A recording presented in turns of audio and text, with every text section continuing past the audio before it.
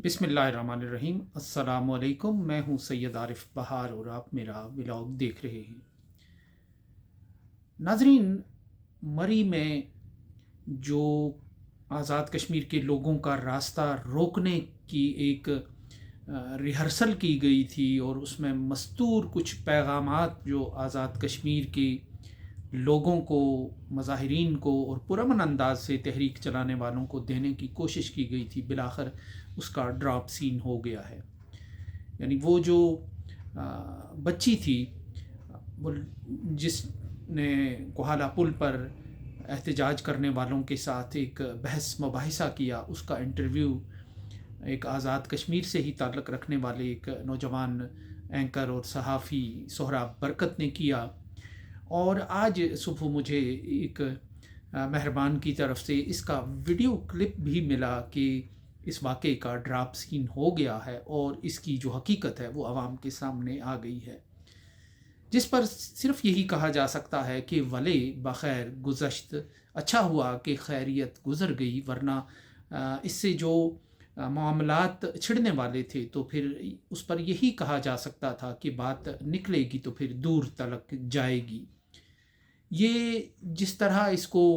किसी मास्टरमाइंड ने जिस तरह इस सारे खेल को तरतीब और तश्कील देने की कोशिश की गई थी, वो बहुत ख़तरनाक था। वो आग से खेलने के मुतरादिफ था कि जिसमें बज़ाहिर तो कश्मीरियों को, आज़ाद कश्मीर के लोगों को ये पैगाम देने की कोशिश थी कि अगर उन्होंने किसी मामले पर, अपने किसी मसले पर लबकुशाई की कोशिश की गई तो उनके रास्ते बंद कर दिए जाएंगे। कोहाला से, मंगला से और दूसरे जो भी कुदरती रास्ते हैं जो पाकिस्तान के इलाकों की तरफ जाते हैं, उनकी पर चलना दुश्वार कर दिया जाएगा। तो ऐसे में फिर एक धीरकोट की ही एक जो ख़ातून थी, बच्ची थी, वो ट्रैवल कर रही थी और फिर जो बहस व मुबाहिसा उनका मज़ाहिरीन के साथ हुआ और जिनके बारे में उसका अपना तज्ज़िया ये है कि ये प्लांटेड लग रहा था, ये आए नहीं थे, आया नहीं हूँ, लाया गया हूँ मैं, कि मिसदाक ये लाए गए मालूम हो रहे थे। अब इस सारे अफसाने का, इस कहानी का, इस एपिसोड का ड्रॉप सीन तो हो गया है, लेकिन ये माइंड सेट बहरहाल अपनी जगह मौजूद रहेगा कि जब भी इसका कोई तोड़ करने की कोशिश होगी आज़ाद कश्मीर में उठने वाली किसी अपने मुतालबात के, अपने जायज़ मुतालबात के हक़ में तहरीक, तो उसका रुख इस अंदाज से भी मोड़ा जा सकता है। लेकिन मैं सियासियात के एक तालिब इल्म की हैसियत से और आज़ाद कश्मीर की सियासत पर एक बरसों के इस मदोजज़र पर लिखने की और इसका तज्ज़िया करने वाले एक तालिब इल्म की हैसियत से मैं कहूँगा कि ये बहुत ख़तरनाक सोच है। ये सोच भारतीय जनता पार्टी ने और हिंदू जो माइंड सेट है उसने वादी कश्मीर के लोगों को अपने मुतालबात के हक़ में और पै दर पै तहरीकों से ज़िच होकर उन्होंने वादी के लोगों पर भी ये हरबा आजमाने की कोशिश की थी। और उस वक्त कोशिश की थी जब जम्मू में कुछ इंतहा पसंदों ने, जिसमें जम्मू की आबादी का बहुत कम अमल दखल था, कुछ प्लांटेड लोगों ने कश्मीरी जो ट्रक ड्राइवर्स हैं, जो माल बरदार ट्रकों को लेके जाते हैं भारत की मंडियों में माल, तो उनको निशाना बनाने की कोशिश की थी। और जिसके जवाब में फिर एक बहुत खौफनाक किस्म की तहरीक वादी में एक नए अंदाज से चली थी कि जिसका नारा था कि हमारी मंडी रावलपिंडी। उन्होंने कहा था कि अगर आप हमारे रास्ते रोकते हैं तो हमें अमृतसर और दिल्ली में अपना माल बेचने का कोई शौक़ नहीं है, तो हमें अपनी रिवायती, तारीख़ी और जो फितरी रास्ता है मुज़फ़्फ़राबाद रावलपिंडी या बारामूला रावलपिंडी का, जो कमान पुल से होकर गुज़रता है, तो हमें उसके ज़रिए अपने रिवायती जो 1947 से पहले जो एक तिजारती गुज़रगाह थी उसको खोल दिया जाए, ताकि हम अपना माल जो है वो लाहौर और रावलपिंडी की मंडियों तक ले जाएं।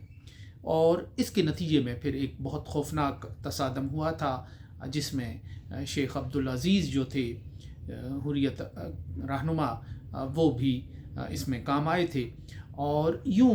एक मुतबादल की तलाश वादी के लोगों ने उस पर इसरार भी करना शुरू किया था और उस पर انہوں نے اس کی تلاش بھی شروع کر دی تھی. گو کہ جو حالات تھے اس میں یہ کوشش کامیاب نہیں ہو سکی، لیکن ایک نئی سوچ اس میں لوگوں کے سامنے آئی. اب اگر آزاد کشمیر کے لوگوں کے ساتھ محض ڈراوے ہی کے لیے ہی، محض ان کو دھمکانے کے لیے ہی، محض ان کو اپنے مطالبات کے حق میں آواز بلند کرنے سے باز رکھنے کے لیے ہی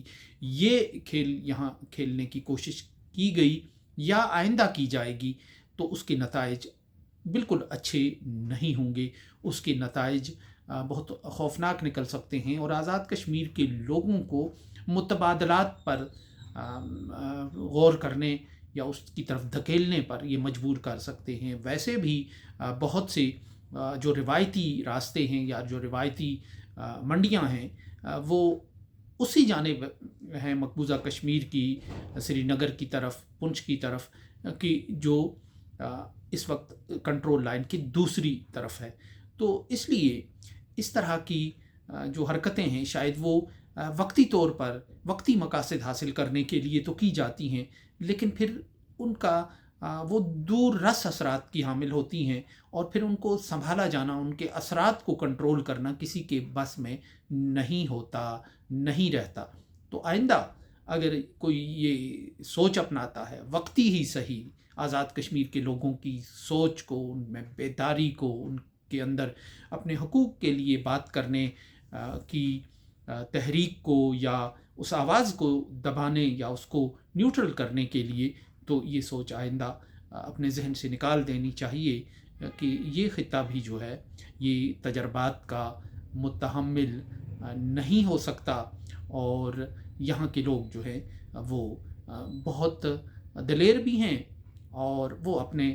مطالبات پر اصرار بھی کرتے ہیں، ان کو منوانا بھی جانتے ہیں. تو اس طرح کے اگر یہ اچھا ہوا کہ اس کا انجام بخیر و عافیت ہو گیا، لیکن دوبارہ اس طرح کی کوشش نہیں ہونی چاہیے، کیونکہ یہ سراسر آگ کا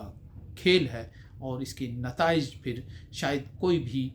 کنٹرول نہ کر سکے. کنٹرول کیے بھی جائیں تو بڑے ڈیمیج کے بعد پھر کنٹرول تو ہوتا ہی ہے،